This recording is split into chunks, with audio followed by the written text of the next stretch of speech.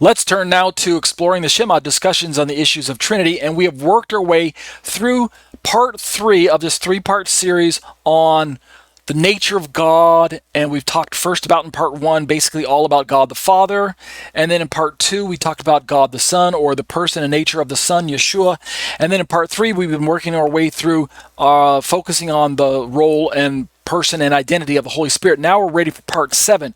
We've already just finished now part 6, where we kind of compared Unitarian and Trinitarian thoughts. We kind of wrestled with this idea of the Unitarian perspective on the Holy Spirit, and now we're ready to move into part 7. Who or what is the Holy Spirit? Revisiting the Holy Spirit passages from paper 2. All right, so let's just jump right into the study. Take the next 20 to 30 minutes to do some digging. All right, these are my own words, first of all, okay? I say, I do not subscribe to language that relegates the Spirit of God, viz. The Holy Spirit, to a mere impersonal force of energy who has decidedly been divested of his personal attributes, right? You already know from hearing my own thoughts that many Unitarian Christians, as well as many monotheistic believers in God, but even those who are not Christians, such as, say, maybe mainstream Judaism, or say maybe some Muslims, they relegate the Spirit of God either to an impersonal force of energy, like something that God could shoot from his fingertips, like the Emperor Palpatine does, or they relegate the Holy Spirit to basically another term for God, right? So those are two of the more popular perspectives. Either way, they reject the notion that there's a third person known as the Holy Spirit, a separate and distinct person or identity that is portrayed in the scriptures, separate from God and yet equal with God in essence, right? The way we Trinitarians do. I go on to say, to be sure, non-Trinitarian Christian and quasi-Christian denominations, and I'm going to list a few of them, and I'm fond of mentioning, but here's a kind of a smaller working list.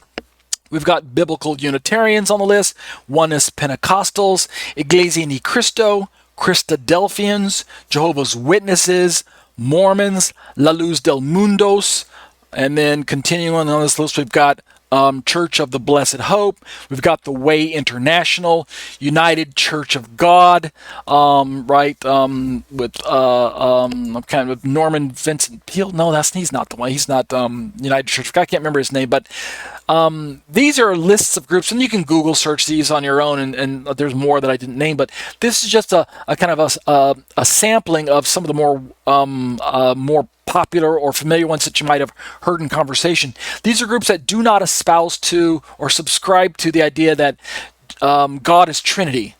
God is a unipersonal God, not a tripersonal God. So in their own ways, I'm not saying that all of these groups agree with one another. They have their own differences as well, right? For instance, in that list, the Oneness Pentecostals believe that the single God, the one true God, his name is Jesus. Versus Unitarians would probably say that his name is Jehovah or Yahweh or something like that. Mormons are probably not going to say that God is Jesus. I just got through watching some interesting Netflix commentaries, documentaries on Mormonism, Church of Jesus Christ Latter-day Saints, Fundamentalist Latter-day Saints, FLDS, and some of the things that they believe, right? And, Warren Jeffs and things like that. And it's so apparent to me that what Mormonism teaches and believes is so far removed from not only mainstream Christianity, but Trinitarianism also obviously, and even Unitarian Christianity, Mormonism's view of God and the fact that God has many wives in heaven, and that God started out as a man and worked his way to godhood, and that we can too as we affirm polytheism. I'm sorry, not polytheism, but polygamy and things like that, marrying multiple wives so that we can attain the Godhead. I mean, it's become so apparent to me that what they believe is so far removed, what Joseph Smith handed down through his writings and his teachings and theology, that it's so full of error and so different even from some of the other groups in the list. So this is just a really diverse listing, but something that they all have in common, which is why they all put them together in this group, is that they're all non-Trinitarian.